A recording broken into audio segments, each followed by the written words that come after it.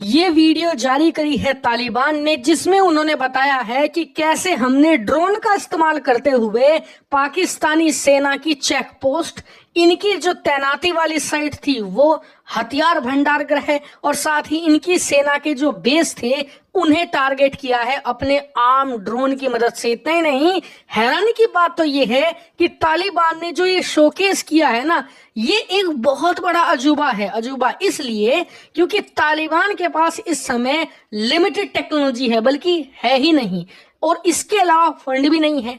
ऐसे में इन्होंने ना सिर्फ ड्रोन तैयार कर लिए हैं, बल्कि ऐसे ड्रोन जो कि मिलिट्री ग्रेड हैं और इतना सटीक निशाना लगा रहे हैं, इतना सटीक तो पाकिस्तान के ड्रोन भी नहीं लगाते। और साथ ही तालिबान के स्पोक पर्सन ने बताया है कि ये हमारा जवाब है पाकिस्तान को, क्योंकि जब पाकिस्तान जमीन पर हमारे लड़ाकों से हारने लगा तो उसने हमारे ऊपर लड़ाकू विमान छोड़ दिए। लड़ाकू विमान से आज दोपहर से लेकर अब तक दर्जनों स्ट्राइक काबुल में, कंधार में, अन्य छोटे बड़े कस्बों में कर चुका है पाकिस्तान।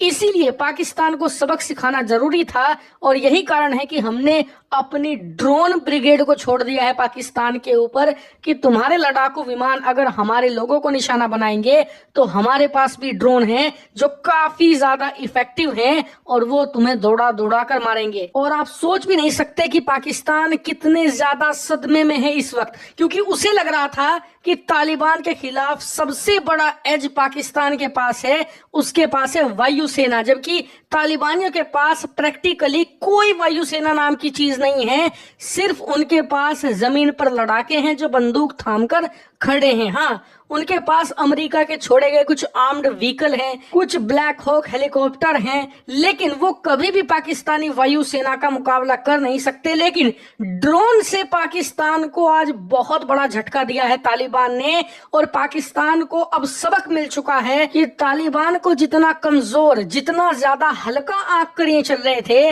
असल में तालिबान अब ऐसा नहीं है। पिछले 3-4 साल में काबुल पर सत्ता काबिज करने के बाद से अब तक तालिबान एक कंट्री, एक लेजिटिमेट देश के रूप में इवोल्व हो चुका है, और वो अपनी ना सिर्फ जमीनी सेना को मजबूत कर रहा है, बल्कि अपनी वायु सेना बनाने की भी कोशिश कर रहा है ड्रोन की मदद से। क्योंकि तालिबान के पास फंड नहीं है, पैसे नहीं है, महंगे लड़ाकू विमान वो नहीं खरीद सकता, डिफेंस सिस्टम भी उसके पास एडवांस नहीं है। लेकिन ड्रोन वारफेयर एक ऐसी जगह है जहां पर वो एक बड़ा इंपैक्ट क्रिएट कर सकता है, और पहली बार तालिबान ने अपने इस ड्रोन ब्रिगेड का इस्तेमाल किया है, वो भी अपने ही पुराने साथी पाकिस्तान के खिलाफ। वहीं बात करें लड़ाई और उसके बाद कैजुअलिटीज की, तो दोपहर से लेकर अब तक ये लड़ाई जारी है, और इसमें दोनों तरफ से दर्जनों सैनिक और लड़ाके मारे जा चुके हैं। लेकिन एक अलग बात ये हुई है कि अब से 2 दिन पहले जो दोनों के बीच में युद्ध हुआ था ना, उसमें सिविलियन नहीं मारे गए थे। थोड़े बहुत थे,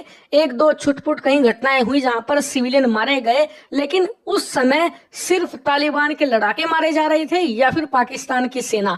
आज दोपहर से लेकर अब जो लड़ाई हुई है, इस पूरे इंसिडेंट में ज्यादा सिविलियन मारे गए हैं, क्योंकि पाकिस्तान की सेना ने आम अफगानी नागरिकों को निशाना बनाया है अपने लड़ाकू विमानों के जरिए, जबकि जो तालिबान और उसके लड़ाकों की पूरी कार्रवाई थी वो सिर्फ बॉर्डर तक सीमित थी। उन्होंने सिर्फ पाकिस्तानी सैनिकों को निशाना बनाया है जो जमीन पर लड़ाई लड़ रहे थे, या फिर पाकिस्तानी सेना के जो मिलिट्री इंफ्रास्ट्रक्चर थे, जो इनके वेपन थे, उन्हें ही यहाँ पर टारगेट किया है। इसके अलावा आम जनता को उन्होंने निशाना नहीं बनाया। लेकिन पाकिस्तान की सेना ने इस चीज का ख्याल नहीं रखा। खैर, पाकिस्तान से आप उम्मीद भी नहीं कर सकते, क्योंकि वो एक ऐसा देश है जो अपने लोगों पर लड़ाकू विमान से बम गिराता है। तो ऐसा निचले दर्जे का देश अफगानिस्तान के आम लोगों को कैसे बख्शेगा। खैर, फिलहाल देखने वाली बात यह है कि इस लड़ाई का अंत कब होगा, कैसे होगा।